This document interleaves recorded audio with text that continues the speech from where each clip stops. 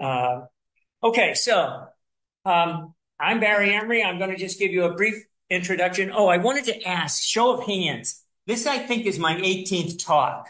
I kind of lost track, but I think it's my 18th talk. And the first one was at the Basswater Grill. We had a room full of 85 or 90 people there. Did anybody come to that one?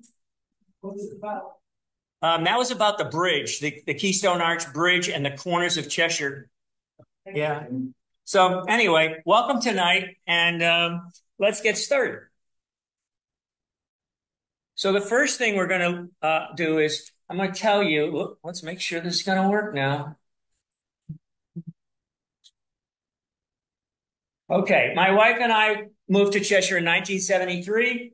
I came here because I was a computer teacher at Taconic High School, and I got interested in Cheshire's history because in 2006, I tried to find all our corners. I went with my friend Rick Salvi, and we ended up finding all 22 corners of Cheshire.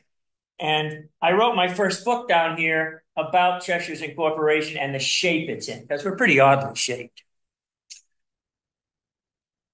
Last year's talk was about the digital archive I created. It has about 22,000 documents and photographs in it. And I've given it to the Cheshire Library, the Pittsfield Library, the Adams Library, and the North Adams Library. So everything I have about Cheshire's history, you can go and look if you go to any of those libraries. And I'm hoping the Pittsfield Library will get it online at some point so people can do that browsing of the photographs and documents from home. My talks are on YouTube, at least some of them, and I hope this one will get up there. And if you search for my name, Emery 395, you can probably find it on YouTube. But that's the whole address, user Emery 395. And I already mentioned about those pictures that I'm giving to the Council on Aging to sell this summer. So let them know if you're interested in one, or you can buy one tonight. One of my favorites posters is this one of the views of Cheshire. And up here we have Henry Wood Road looking towards Adams, and there's the steeple of the Baptist Church.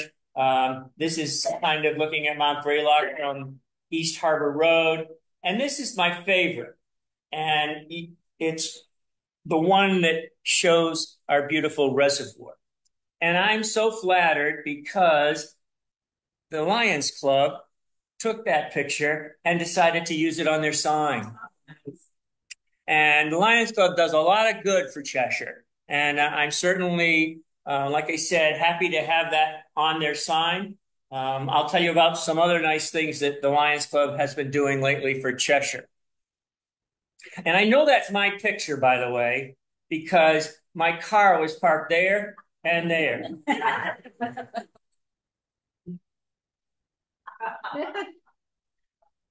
Now, one of the things the Lions Club also did when, besides putting that sign up, is they're doing something with the Cheese Press Monument, and I'll tell you about that in a minute.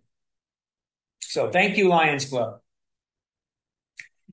So Rick Salvi and I hunted for 2 summers for these corners of Cheshire, and it was a job. Out in the woods, kind of not knowing exactly where we were going, although we did try to use a GPS, but they still were difficult to find. Well, I just came across this map the other day. The state has put every corner of every town now on the internet. And if you zoom in, you can actually see they've actually named them. So, for example, this is Adams, Cheshire, New Ashford. This is Cheshire, New Ashford 2. Here's the Cheshire Lanesborough. I'm going to show you these bigger in just a minute. But they've done a really good job. Every single town in the state, if you're curious about another town in Massachusetts, you can go to this website. Just do a Google search for Massachusetts Towns Map or Massachusetts Corners Map. And we have 22 corners, by the way. And so there's a blow up of that section of the map. Each time you zoom in, it gets bigger and bigger. And I circled these 2 because Rick and I couldn't find those 2. This one down at the bottom is right at the shore of the reservoir. and the Farnham's Lime Company's right there, and all their tailings from the mine and all their discharge from the kilns, they threw in the over the banking right there, and that's where the corner is, and I think it's just buried. Now the other one up here is on Mount Greylock, and it's our New Ashford corner. And over the years, a tree will fall and knock the corner marker over, and then the leaves fall, and pretty soon you get 6 inches of soil on top of that corner marker, and we just never could find that one. So I decided to use my mouse and connect the dots. I have 2 young grandchildren, so we're connecting dots a lot on these books. And I couldn't draw very straight lines, but as you can see, if you connect the dots, you get the boundary. It looks just like Cheshire, like it's supposed to look. And some people think Cheshire shape is because they wanted us to look like the Minuteman from the Revolution. And it kind of does a little bit, you know, if you look at the corner of the hat and even the little bun of hair right here, and you got the neck, of course, and the nose. Actually, I think it looks more like the man in the mountain from New Hampshire. Of course, there was a rock slide recently, and the man in the mountain isn't doing so good lately. It lost its nose and its chin. So I'm going back with the Minuteman look. All right, so then another thing I wanted to show you before I really get into my unique of Cheshire, something the state has done. This is a picture of Guatemala, I think. And there are some Mayan ruins there. And there is a new technology called LiDAR that can look down through the trees and show you what's there. So here's what's underneath those trees. And Mother Nature doesn't have many straight lines. And so it's pretty obvious that there's kind of a rectangle here. You can see some buildings. This looks like a pyramid of some kind. So it's very interesting. And they've done the whole state with LiDAR now. So you can go and see different places in Massachusetts to see what's under the trees if you're looking for an old road or a stone wall or something. And I'll show you a couple of those. That's what the map looks like until you zoom in. But I've zoomed in here on something. And it's pretty obvious that some of it's man-made because it's a nice circle here and some pretty nice curved lines there. Probably can't figure out what it is, though. But most of you have been there. Because that's actually Mount Greylock. There's the parking lot, as you can see, and the circle is the monument itself. So it's kind of interesting what you can see with this LiDAR. Now, here's something closer to home. This is Outlook Avenue, okay, running up here. And you can make out stone walls. What you see are little hilltops or something. You can also see depressions. This looks like maybe it might be a little pond there. So if you're really looking for something out in the woods, this LiDAR can really help you. Does anyone have an idea of what that is? That's exactly right. And here it is. You can't even see it there because it's covered with trees. But obviously, LiDAR is showing you there's something there. And that's, of course, what Reynolds Rock looks like. And it's pretty detailed, I think, because if you'll notice, you've got the big rock sticking up in the middle, and then you've got the little rock here on the side. So interesting. One more LiDAR picture, Stafford Hill. So I've done enough research to know that we have a lot of old roads that are not roads anymore. And it's kind of fun to see where they were. And sometimes there's something important that happened on that road. So I want to show people where it is. And there's a road here that you can't see. Right up here is the Stafford Hill Monument. There's kind of a rectangle here where the monument is right in the center. And this is Jenks Road. Now, the people settled on Stafford Hill at first, and they needed a quick way of getting down to Jenks Road. And so there's actually a road right here. And it got unused. And when I put the LiDAR on there, you can very clearly see that road under the trees. And here's the rectangle of where the monument is. The monument sticks up with a little teeny shadow there. So that's LiDAR. But can't you walk up that? Yes, it is walkable. There's a path that you walk. Yeah. It is walkable, yeah. But it used to be a road that horses and buggies could go up. Yeah, snowmobiles go up there, and so you can walk. Okay. So I'm going to talk about unique things of Cheshire. And one of the things I'm going to do is I'm going to talk about three things. But I thought, let's see what the artificial intelligence computers can do. There's been a lot of talk about artificial intelligence lately. And so this is one I use a lot called ChatGPT. It's free, anybody can use it. And I asked it, what is unique about Cheshire, Massachusetts? And the first thing it said is our cheese festival. The town holds an annual cheese festival. Well, that's wrong. We had one cheese festival and then it stopped. So it showed me that Cheshire has historic homes. Okay, well, that's correct. And I started reading it, but then it said one of the historic homes is the Cheshire Cobbles. Oh, who's up there? Yeah, so that's not real accurate. And then I asked it gave me another one. It said Mount Greylock. Well, yes, we are part of Mount Greylock, but so is it New Ashford, Lanesborough, and Adams, and so on. So it's not unique to Cheshire. And then finally, not finally, but the next one was Hoosick Valley. Again, yeah, we are in it, but so aren't other towns. And finally, it gave me this one. Cheshire, Massachusetts was home to the Holbrook Bell Factory, one of the earliest bell factories in the United States. Well, that bell factory is down near Boston. And if you go online and Google the Holbrook Bell Factory, it's kind of interesting. They made these giant bells that go into churches. And they show you a picture of every single one that they've done around the New England. But it ain't in Cheshire. But I did ask it to give me a poem. In Cheshire, neath the Berkshire hills so green, where the Hoosick flows and nature's beauties seen, a town with history rich and deep, in its quiet charms, sweet memories keep. Very nice. So it does do poetry pretty good. All right, the start of my real talk. First unique thing about Cheshire. It's the Mammoth cheese. And that cheese has been talked about in previous talks of mine. I've written the book about it. So tonight I'm going to show you some things I've never talked about in my presentations. Just some little unique things that I didn't think people knew and I found interesting. And the first thing is about a fair price. Jefferson would not accept any gifts. And so every time anybody gave him something as president, he always insisted he'd pay for it. And so I was able to find his account book. And in his account book, he listed, and this is the one from 1802. We gave him the cheese, by the way, January 1st, 1802. And this is January 1st. The first one, by the way, you can't read it, but his news carrier, he paid him $1. That must have been for his newspaper, obviously. And then there's some others here. But number 4 is for us. Gave Reverend Mr. Leland, bearer of the cheese of 1,235 pounds, weight $200. Wow. So he paid $200 for our Mammoth cheese. A lot of money back then. It is a lot of money back then. And I was curious, did he get a deal or not? He bought 1,235 pounds of cheese.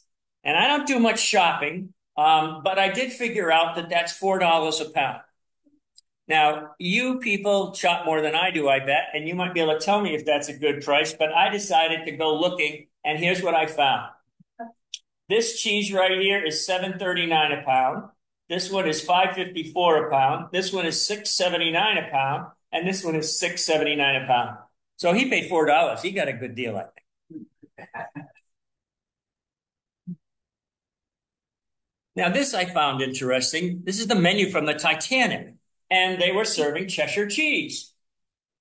Now, it's not our Cheshire cheese. The Titanic sailed out of England, and it's the Cheshire cheese from England. And I wondered, I never looked on a map. Of course, we're named after Cheshire, and I think we're named after Cheshire for one of two reasons. Either some of our founders came from that part of England, and I've never been able to prove that, or they're dairy farmers. Maybe they thought the cheese they were making here tasted like Cheshire cheese, and so they named us Cheshire. And this is where the county of Cheshire is. There is no town or city Cheshire, but the county is named Cheshire. And so when I was looking at this map for you, I thought, well, I've never seen where Berkshire County is in England. And so this is Berkshire County down there. And on their menu, they described what Cheshire cheese tastes like. And so here it is. Cheshire cheese is a semi-hard, dense cheese with a crumbly texture and a mild, salty taste. It can also have a tangy flavor and a citrusy note. The cheese's flavor and texture are due to the salt in the soil of the Cheshire region, which gets into the cheese through the grass eaten by the cows. So it's kind of interesting. Nobody else in England can make Cheshire cheese, I guess, because they don't have that kind of grass. All right, so the monument. Ray Peralt donated money for this monument, and the money was used to take down the trees. And I wanted to mention that to you tonight because people have been questioning about this park here. But all these trees over here, plus this big one that was right there, you couldn't even see the monument from the post office. They were damaging the foundation of the monument, and we were worried about limbs. Some of these trees are not real healthy, and limbs falling down and breaking the monument. So Ray Peralt gave the town enough money to take all those trees down, and that used up his donation. However, the Lions Club has recently donated $5,000 to the town, and that money is going to be used to finish the landscaping at the park. So another nice deed that the Lions Club did for Cheshire. In 1939, I found this little note. It said that in the center of Cheshire, a large signboard on the main highway, Mass 8, in the center of Cheshire reads as follows. Now, the Cheshire Monument wasn't put until 1940 or so. So this is prior to us having any monuments in town about the cheese. And here's what the sign said. Near this spot was made in 1801 Great Cheshire cheese weighing 1,235 pounds, one day's product of the town's dairies, molded in a cider press. It was drawn by oxen to Hudson, New York, and shipped by water to Washington. It was presented at the White House to President Jefferson. Now, it doesn't say exactly where this sign was, and I could never actually find out. It just says in the center of town on Route 8. I'm hoping that maybe it was right there because that's Captain Daniel Brown's house. It then became our inn. Now it's been torn down. But that's where the cheese was made, according to my research. And Daniel Brown's son, Darius, went with Leland to Washington to deliver the cheese. So it's kind of appropriate that the sign would have been there near this spot. I have some problems with the sign, though. I'm glad it's not there anymore. Because I don't know why they didn't use the word mammoth. Everybody else in the world, when they talked about this event, was calling it the mammoth cheese. And here they called it the Great Cheshire cheese. They could have called it the Great Mammoth Cheshire cheese or something, but I wish they had used the word mammoth. I also don't like the fact that they had it incorrect. It was not drawn to Hudson, New York. It was drawn by oxen to Kinderhook, New York. And Kinderhook had a port on the Hudson River. So maybe that's how the mistake came in terms of the Hudson name. I also don't like the way they spelled it, mold. That's the British spelling. And we spell it without the U. And the last thing I don't really care for, although I'm being pretty picky here, they said shipped by water. Well, they should have said shipped by boat or something. I mean, you don't ship anything by water. You ship it on the water, but not by water. So anyway, the sign's no longer there. Now, another interesting thing about positioning of our monuments, Eugene Bowen in 1939 got the idea of the Cheese Press Monument, and he picked out the site right there, right at the red light. And he started building the foundation there. And the selectmen made him stop and said, that's not a good place for it.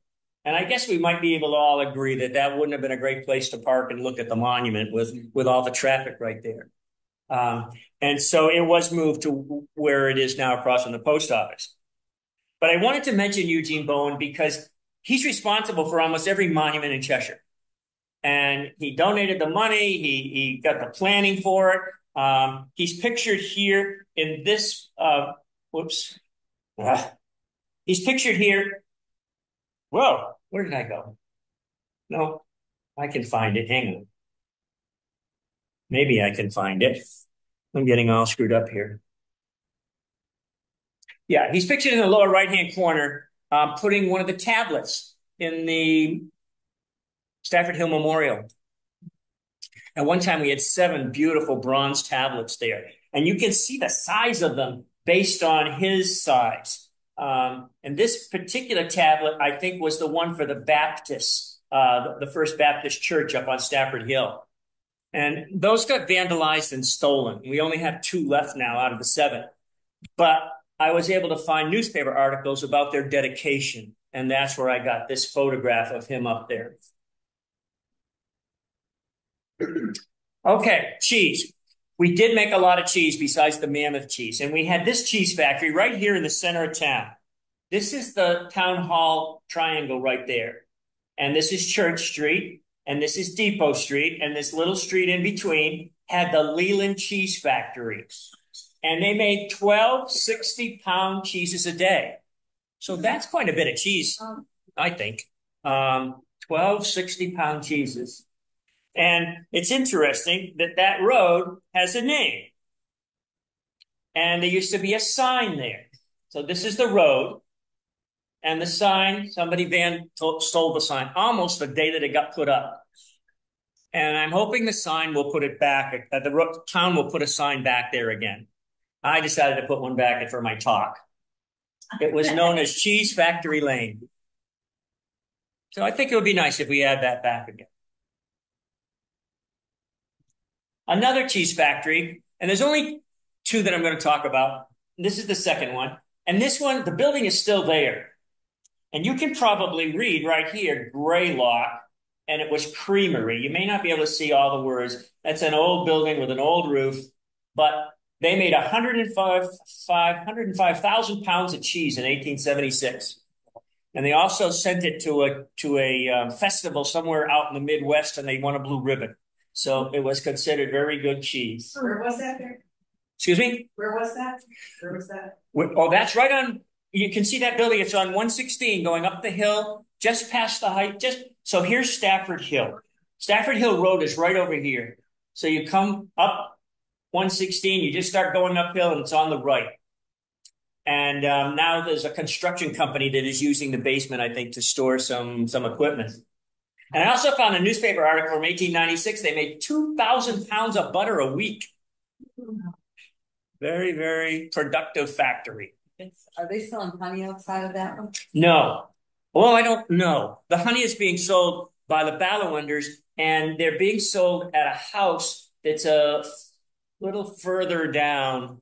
It's a little yellow house. Yeah, a little house just opposite Henry Wood Road. It's a Jesus. Huh? It's a Jesus.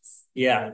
And that was a schoolhouse, by the way. When you go by it and buy some honey from them, remember that was known as Pumpkin Hook Schoolhouse.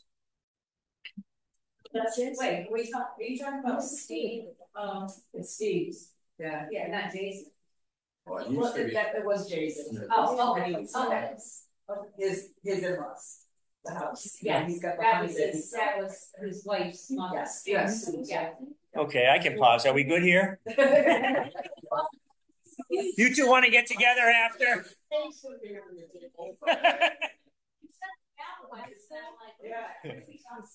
right. So the last thing I want to say about cheese is that Oscar Wilde has had this quote, imitation is the sincerest form of flattery. And there are a couple of mammoth cheeses that I needed to tell you about. One is the one from 1837 that this farmer in New York presented to President Jackson. And it was bigger than our cheese, unfortunately. And Jackson didn't think it was cured enough. So he put it in the front lobby of the White House and left it there for 2 years. And then he invited people to come in and eat it. This is a cheese from Canada. And it's called the Mammoth cheese.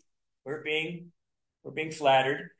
This is another cheese from Canada, and they call it the Mammoth cheese.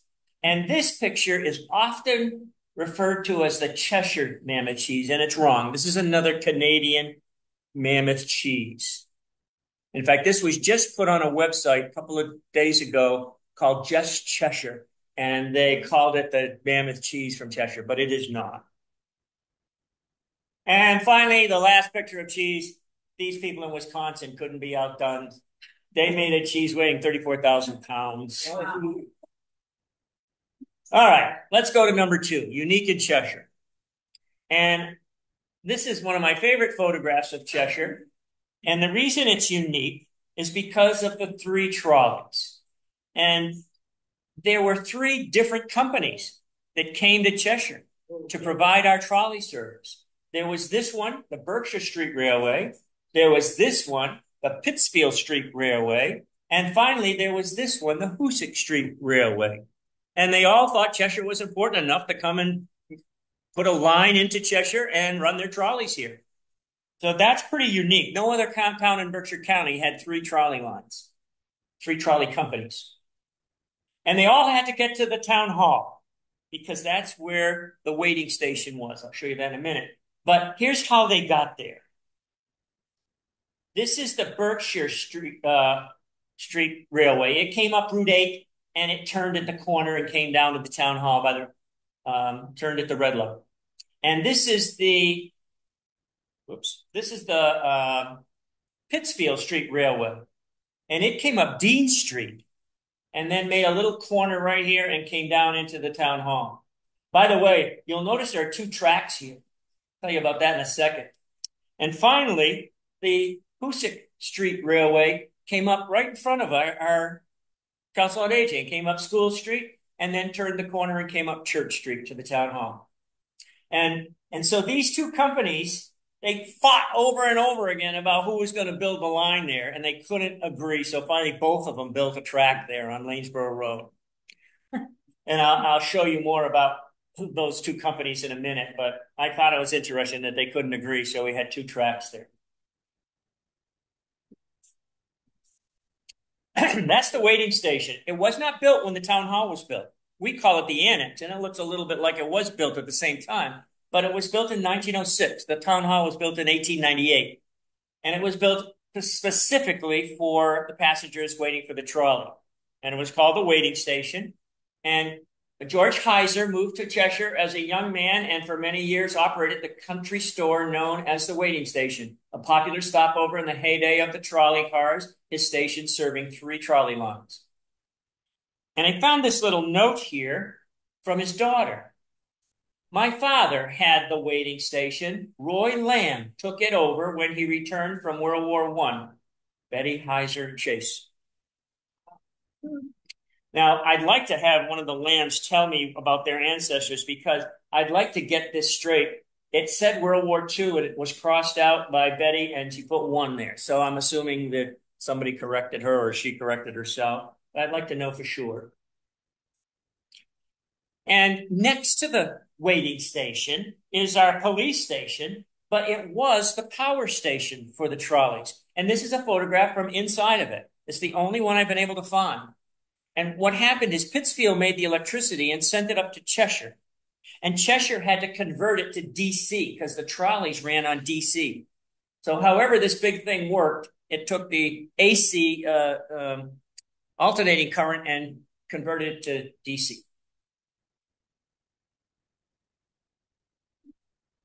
So just a couple of my favorite pictures of trolleys in Cheshire. This one, obviously, right by the town hall. This one's going to Lee and Lenox, by the way. So that's from the Berkshire Street Railway because the Hoosick Street Railway, which came up from Church Street, did not go past Cheshire. It turned around and went back north. I think it went all the way up to Bennington and Williamstown. Another neat picture, and this one is the Pittsfield Street Railway. This came from Lanesboro, right on Lanesboro Road, and went all the way down Lanesboro Road until it crossed Route 8 and went up Dean Street.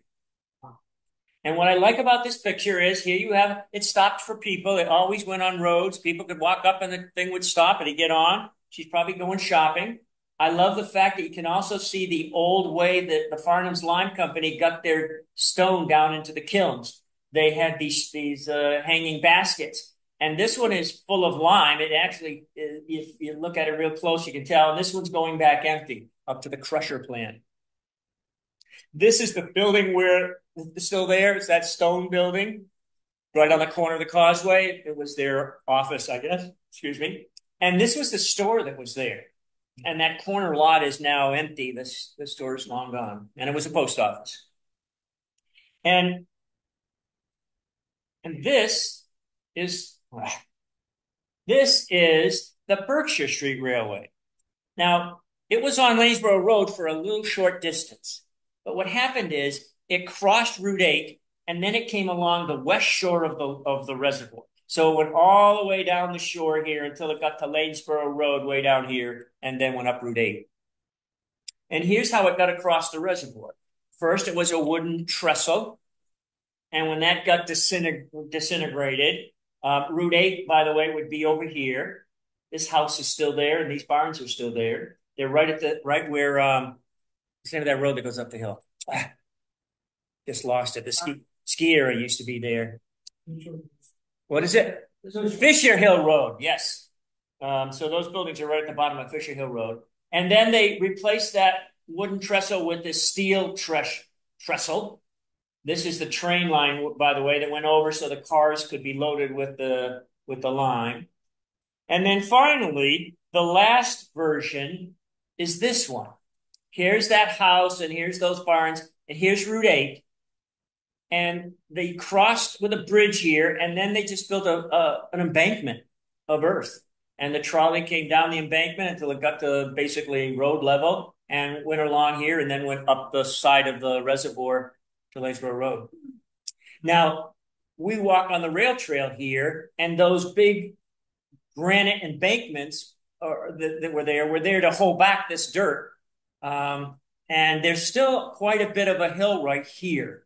The rest of this dirt has been taken away, and I think they put it in the water right here because now the causeway is much wider in this area. All right, we used to have some old-fashioned winters here in town. I'm really bugged with this picture. I'm hoping somebody can help me. Where is that? I look at this house and I think to myself, I've seen this house 100 times, but I cannot place it in town. And if you have any idea, you can tell me about it now or later. I don't know where this picture is, but it's labeled Cheshire. And here's another neat one showing you some snow. And I know where this one is. This picture was taken right out front on School Street. And there's our old school. That's how this street got its name. The elementary school wasn't there, but this school was, and they called it School Street. And here's what that school looked like, by the way, in case you're wondering. And then I know where this picture is too. This is on Route 8.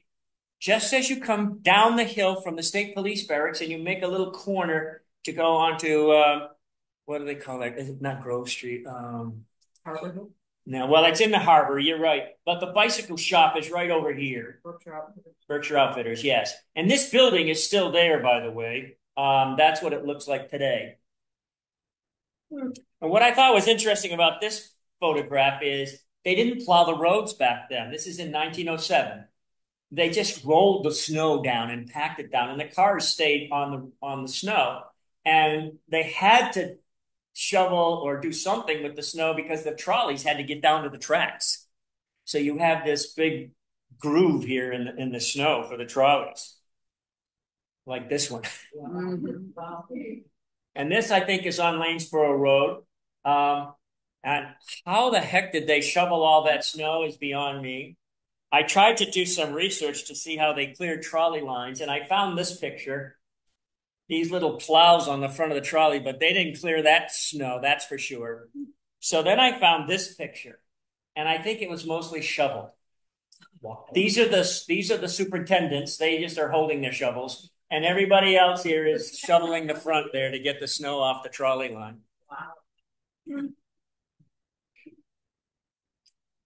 Okay. I always show this picture. Every talk I've given, I've shown this picture because I like people to know about our Keystone Arch Bridge, which is still there. And when I gave my talk about that bridge in the Basswater Grill, there might have been 90 people there. Only 3 people at the time knew about it because it had been covered with brush and trees, so you couldn't see it from Route 8. Unless you pulled right in on top of it, it was kind of invisible.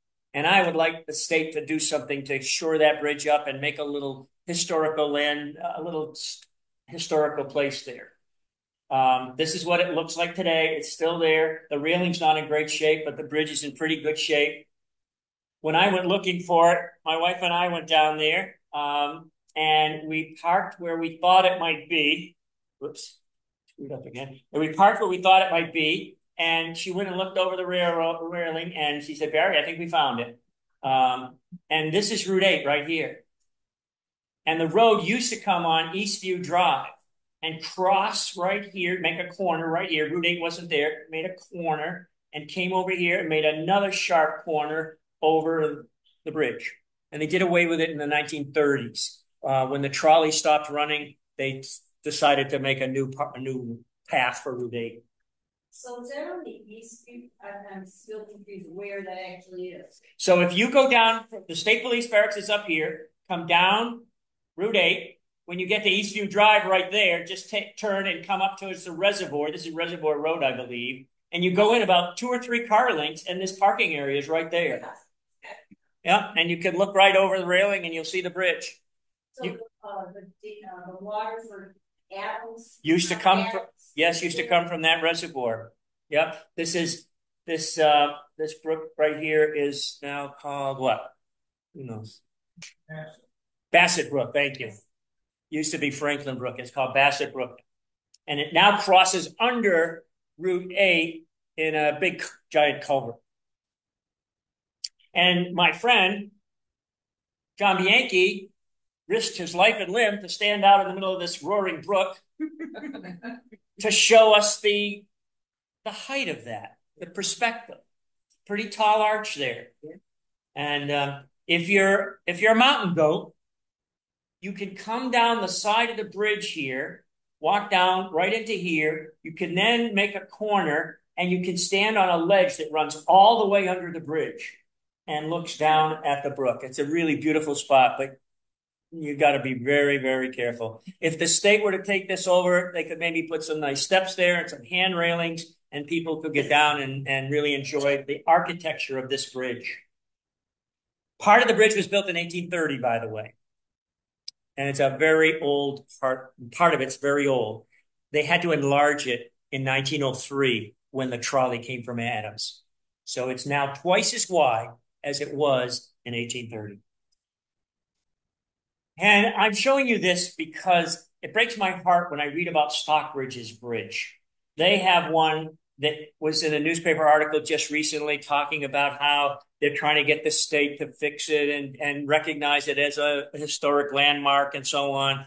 And I got a feeling they'll be successful, and I just wish we were. Barry, Keystone, what is that the type of stone? Yeah, so when they build an arch bridge, the stone goes like this, and the very last stone they put in is shaped like a trapezoid. It has slanty sides, and when they stick it down, it locks the arch in place. And the way they build the arch is with they make a wooden arch first, and then they pile the stones on it. And if they took the wood away, it would fall down until they put that last stone, and it locks it in place. So it's known as a Keystone Arch Bridge. And I think maybe if I go back, no, none of these pictures. Well, this one would show you. So right here, this very last stone, you can't see in this picture, but it's shaped differently from all the other stones. It sort of like plugs that hole and holds the arch up. All right, I'm going to show you something about trolleys from another city in 1906. And this movie's about 5 minutes long. If I may stop it because I don't want you to get bored. But watch the movie and notice there isn't a single man without a hat. And there's not a woman without a hat. And maybe notice how many trolleys you see in this movie. And you might see a boy sweeping up road apples. You know what road apples are? The horse droppings. And there were horses all over the street. If you left them there, it'd be a pretty messy street to walk on. So they always had these guys with brooms that would go along and clean up road apples. And then there's one car here that has a license plate 4867. And I think you'll be able to see it. And cars were new here in 1906. And the guy that was making this movie wanted to have cars in his movie. So he hired these 3 cars to be in the movie. And what they do is they go down the movie, they cross the street, they come back up behind the projector, and they go down the street again. And they just keep going around and around.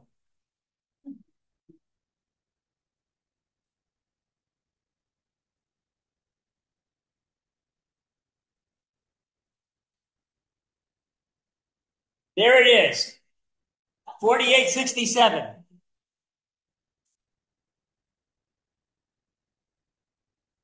Such a busy, busy street with cars, horses, trolleys, no crosswalks.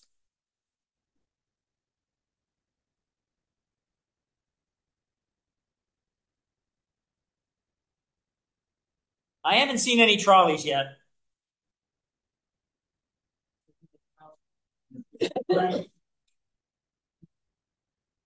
There's one of the cars turning around to come back behind the projector.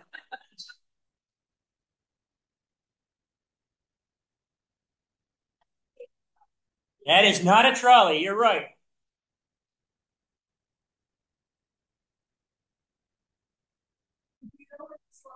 I'm going to talk about those cars after this movie's over.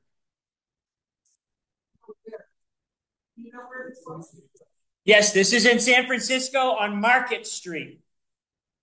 And San Francisco is still famous for its cable cars. Here comes another cable. Oh, there's 4867 again. Some more cars turning around to come back.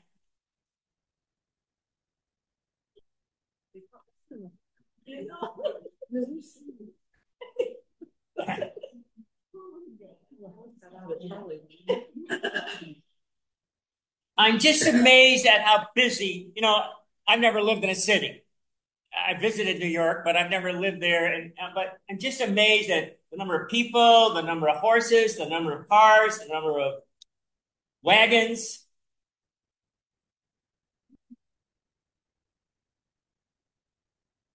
So these are all horse droppings here. And pretty soon we're going to see a boy with a broom sweeping them up.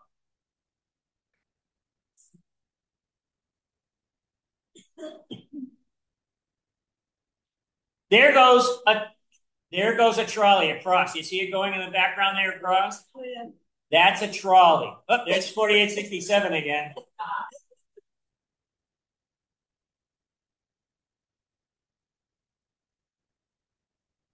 Now, I read somewhere where there's about 1,000 people in this thing, and there's one person without a hat. And I've watched this a number of times, and I've never been able to find that person. Now, I don't know what this thing is. It's got bars on it. I'm wondering if that's like a place to carry prisoners or something.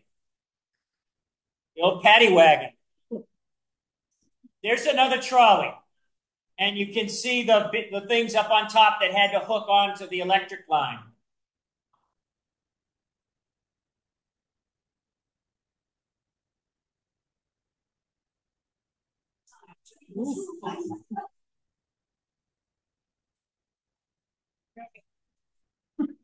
Did anybody see the boy with a broom?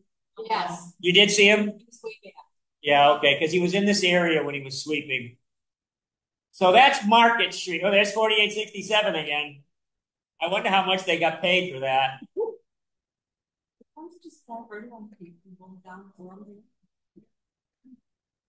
I'm going to wait till one more trolley comes along.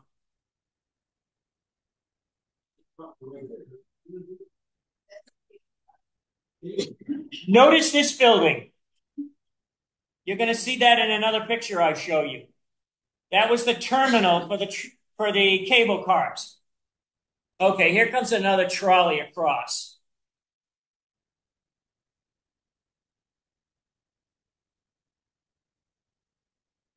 So what's the difference between the trolley and cable? Okay, excuse me? What's the difference between the trolley? Okay, that's what I wanted to explain to you. The difference between a trolley and a cable car. So the trolleys did not have any way of moving themselves. In this middle gap right here is a steel cable. It's run from this building and it is a big steam engine there that runs this cable on a big, huge pulley, and it's always moving. It goes up this whole Market Street, it turns around, and it comes down another street right back to the building. So it's just a giant loop. And the way it works is the driver of the trolley car has this pipe that goes down into that middle thing. And when he squeezes the lever, it grabs the cable. And then it pulls, the cable's always moving. So as soon as he grabs it, the trolley starts to move along with the cable. And when he wants to stop, he just lets go of the cable. And the trolley comes to a stop. Okay, pretty interesting way of doing it. So that's why you can always tell a trolley cable car track because it's going to have that middle hole where the cable is.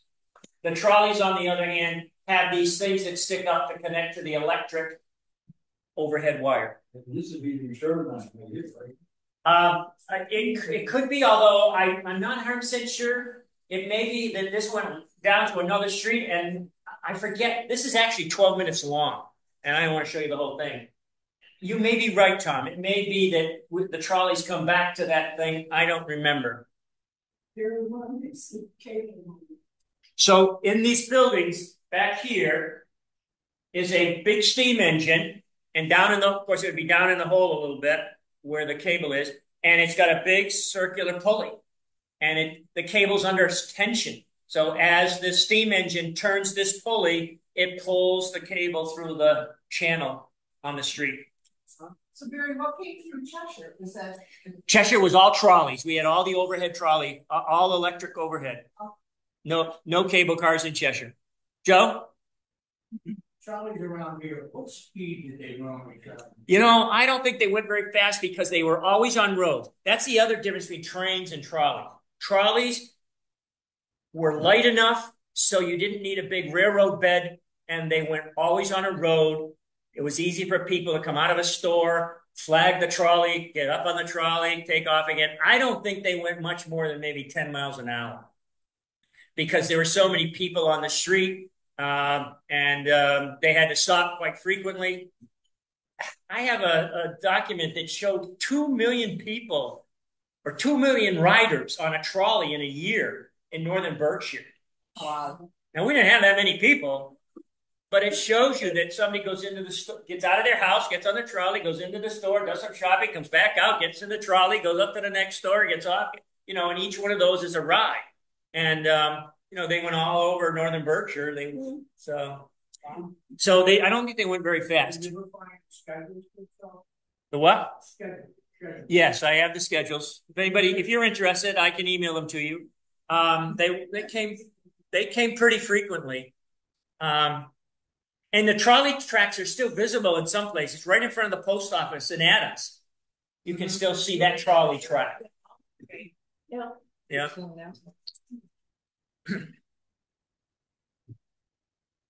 Okay, so there were in this whole thing, there were five trolleys, and these are pictures of the 5 trolleys. And then this is a picture of that boy sweeping the road apples. And that's what it looked like 2 days later. That's the same street. The earthquake in San Francisco in 1906 wiped out that Market Street. Wow. You can see the trolley, you can see the cable car tracks there. You can see some overhead wires for probably for the trolleys. And you can see this big building down at the end of the street. It didn't fall down, but just about everything else did. They had 3,000 people that died, 28,000 buildings destroyed, and 225,000 people left homeless. And it may be still the most catastrophic event of a city. And one thing that made it worse were the fires. The earthquake knocked down a lot of buildings, but then everything caught on fire. And the water pipes, a lot of them were wooden. And when the earthquake happened, it broke the pipes. And so they had no way of fighting the fires. And that's why they lost so many buildings. The people just made their way to the to San Francisco Bay and to the ocean where they could, be protected from the fire. So here's something interesting. The guy that took that movie, it was such a new thing, movies, that he didn't have any way of developing it in San Francisco. So he put it on a train the next day to New York City. And so the movie survived because it was in New York City when the earthquake happened in San Francisco. Interesting, I think. Okay, last thing, number 3. Unique to Cheshire. It's our sand. And our sand was so pure that it was used for all the best glass factories in the world. Now, one of the best glass factories in the world was the Boston Sandwich Glass Factory. And there's still a museum in Sandwich on Cape Cod showing you some of the glass that that factory made. And by the way, I visited that factory with my lovely wife last summer, and it's a really nice factory, a nice museum. It's very big. It could take you 3 or 4 hours to go through the whole thing if you wanted to. A lot of interesting glass there. So I was very happy with it. And this man who's an expert in sandwich glass wrote this. Raymond Barlow thinks Cheshire should be famous not only for its cheese, but also for its sand. And he wants to be the one to make it happen.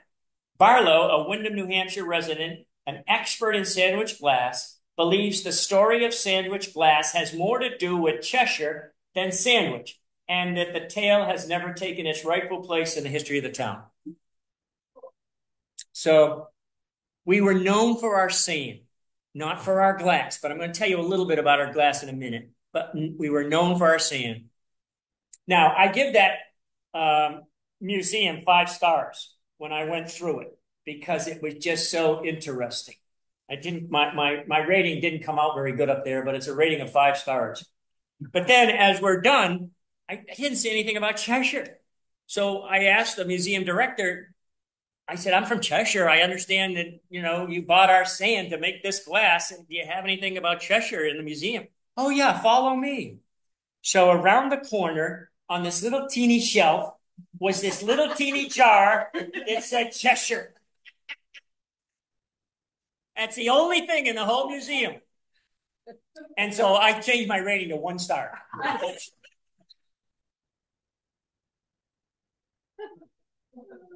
Yeah. Okay. So a couple of things. This is the kind of how it was found. In 1845, Daniel Brown was digging a wheel pit for a water wheel on Pitt Road, where Southbrook is, and he found this white chunks of sand. And he took some of this stuff and he sent it to Boston for an analysis. And that's how this kind of got started. And the analysis came back that it was 99.78 pure silica, which is the sand that they would use to make glass. And so it was the best stuff they could find anywhere. And we sent it all over the world. And this guy by the name of Felix Petitclerc, by the way, was the superintendent there. And this mentions that it is excellent for use in the best of flint glass. And I didn't know what that was. So I looked it up. And basically, flint glass is glass that has a special material in it. It's used for things like telescope lenses and microscope lenses, things where you want light to go through perfectly. It's known as flint glass. Used for windows and telescope lenses because the flint glass absorbs most ultraviolet light but lets all visible light through. So this is where Felix Petitclerc lived. This is the Beechwood. He bought the old Walcott's Tavern. And he just converted the outside to look like this. Oh, wow. It's the same exact shell of a house. All windows are in exactly the same place. He made a mansard roof instead of this kind of a roof, but he kept the addition. All the chimneys are in exactly the same place. He just really made it look nice. And he was a superintendent for a long time at that sand operation. So a couple of things I found in some of the magazines of the time, journals of different things. Better than any other sand in the known world. Very best sand used in making noted glassware. This one says purest in the world. Here's another one that says on either continent, it's the finest known sand. So we were known worldwide as having the best sand. And we shipped a lot of it. And it was shipped in barrels. And by the way, barrel making was a big enterprise here in Cheshire because they needed wooden barrels for the sand and they needed wooden barrels for the lime from the lime company. So we made a lot of barrels. Oh, and we had we made cider. We made a lot of cider. So they must have used some of the barrels for that. So here's how the sand was mined. It was actually mined. They actually made a shaft down into the ground and they just kept digging and digging and digging in all directions. And they started in 1858 and they started in 1847 and in 1858 it was 125 feet across, a big wide circle down in the ground where they were digging the sand. Now, by 1879, they had widened it such that it was 410 feet. And they were starting to have problems because it's next to Southbrook. There's Flaherty Road and Pitt Road. Okay, so this is on Pitt Road. And there's a brook there and water was seeping in. And so they had to have special pumps and engines to get to take the water up out of the mine. And one day they were having lunch up above. And you can see there's not much soil here. And what happened was the mine caved in. Nobody was hurt. Everybody was up top having lunch. And the water rushed in. And that's why that little pond is right there next to Windsor Road at the end of Pitt Road. That's where that big hole was where they took the sand out of. I know you're always told that the bottom was Pitt. Yeah. Stay away. Yep. And everybody thinks that was there was a rumor in town when I first talked about this that there's no end to that. Right. And you don't ever want to go swimming there because if you drown, they'll never find your body. Yeah. Well, that Raymond Barlow, he came up here with scuba divers, and they actually mapped the whole thing. And they found a car down there, and they found the old shaft.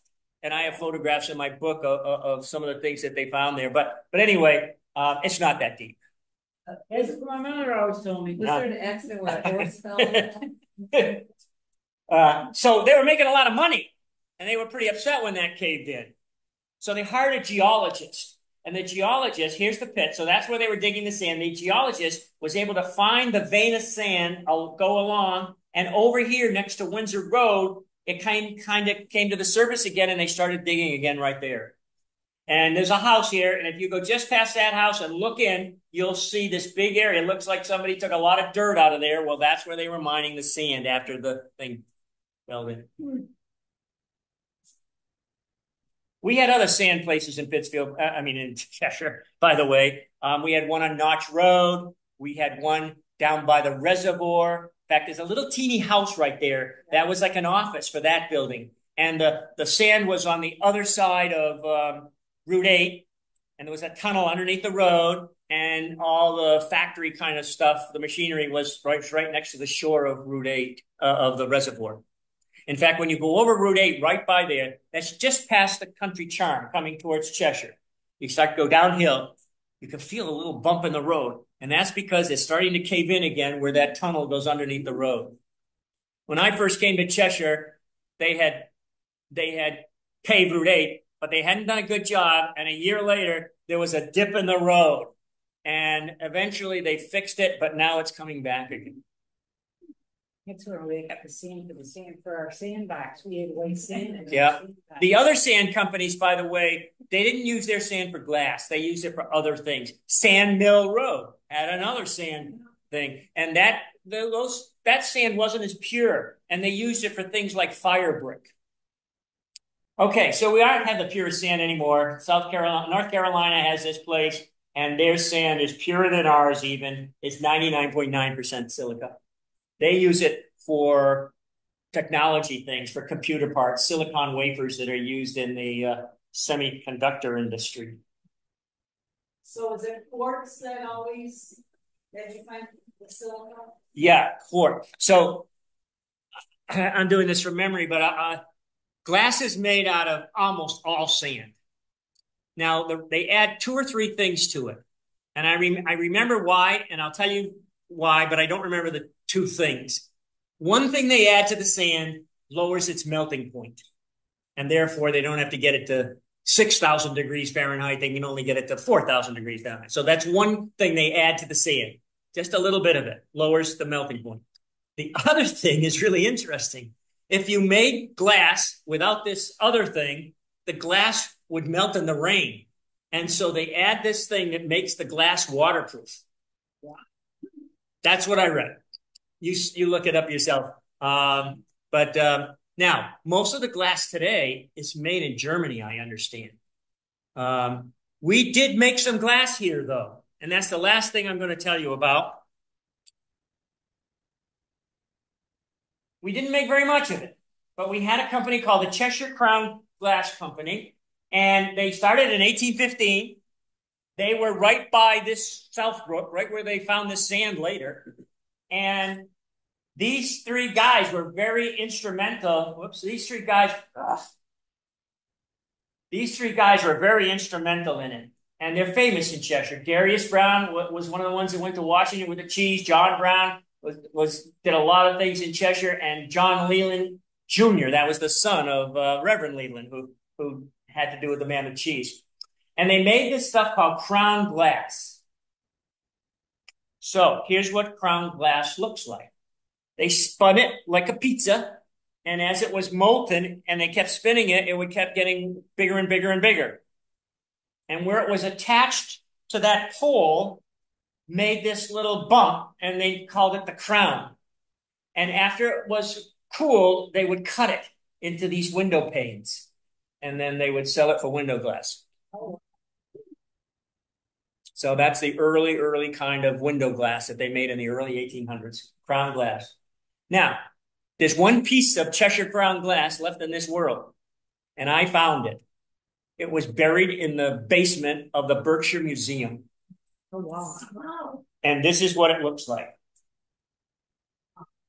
And when I went there, they didn't know they had it. But she went down with me and we searched the basement, and there it is. You can see about how it's about the size of a piece of paper, 8.5 by 11. And you can see the bubble of the crown where it was. And I knew it was there well, I didn't know it was there, but I knew it was in a museum because I found this little slip of paper that said a piece of Cheshire crown glass has been donated to the museum, to a museum by, and I forgot the name of who donated it. I called the Corning Glass Museum. I called the Sandwich Glass Museum. I called every glass museum I could think of in New England, and none of them had any record about a piece of Cheshire crown glass. So in desperation, I thought, well, I'm going to go call the Berkshire Museum and see if they have it, and bingo, there it was. And I'm going to try to get them to give it to us because they're not displaying it. I don't know if you know this or not, but the Historical Commission is starting to become more active with what we have to get it on display. We used to be up over the police station. You couldn't get up those stairs. It was a fire trap. That's why I started recording everything that was up there. Then the town told us we could have the annex. And so we've taken everything out of upstairs in the police station, and now it's all in the annex. And we've started to organize it. And then the town told us we can't have the annex, but we're going to have the old selectman's office.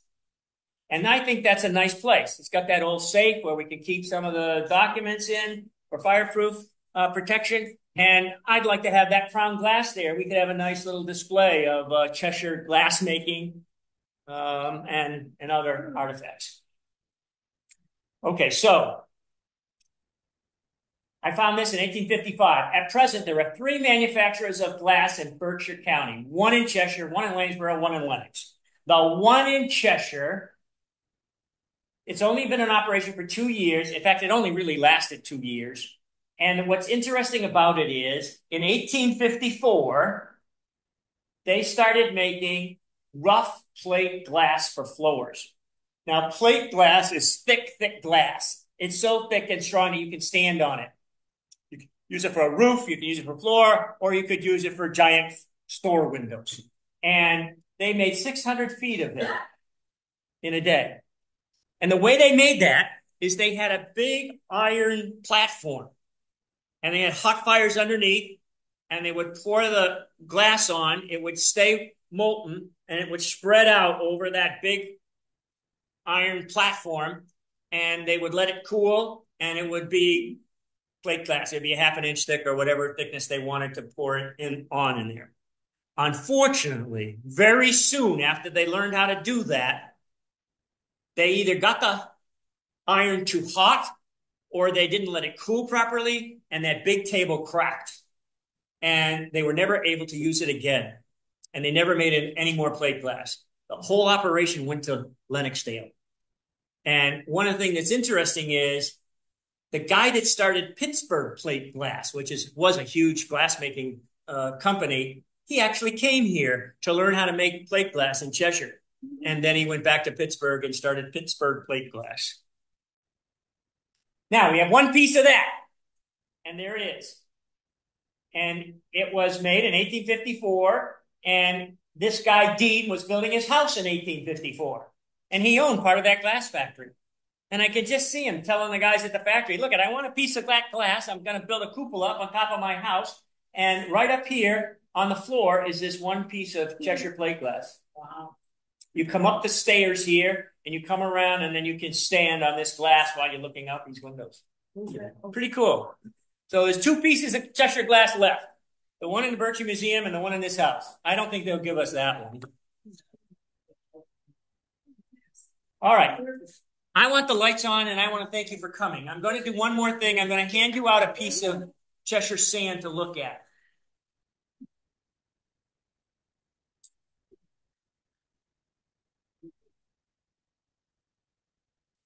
So I'm going to put a couple of these on each table. There's 2 or 3 little stones in each one of these. By the way, they unscrew. And the dot is the top. And what I want you to do is to take the napkin, you want to, and I want you to just take one of these little pieces. Like I said, there's 2 or 3 in each one. And just put it in between your fingers and rub it on your fingers, and you'll see how this Cheshire sand is so pure that it just rounds up into this powdery stuff. But do it over the napkin so that they don't get mad at me here. We kept trying to leak China. Anybody needs one? Can you get that open? They don't? Oh, you. Anybody else need one? So we got to put this on our. Don't try So I'm open to questions. But like I said, I want to thank everybody for coming tonight. I know I went a little longer. I was hoping 45 minutes to an hour. It looks like I went 9 minutes longer than an hour. But you were patient. It's very good. Yeah. Was it? Thank you. Yeah. So if you have any comments or ideas about another presentation, you can write it on that little slip of paper. If you want to just tell me it was too long, go ahead and do that. I don't know if I'll do another one. Right. Thank you.